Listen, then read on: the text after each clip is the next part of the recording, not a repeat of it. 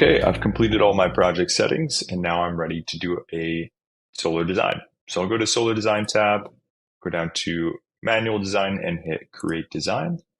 And now I can enter all my system information. So my DC size, my orientation, in this case I have south-facing panels, 45-degree pitch, my annual TSRF, and number of panels. And after I've entered all this information, it's going to produce an annual production estimation and an energy offset, in this case of 103%.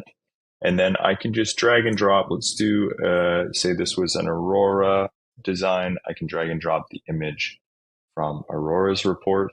And there we have it. We've just completed a manual design. I can rename this and leave it at that.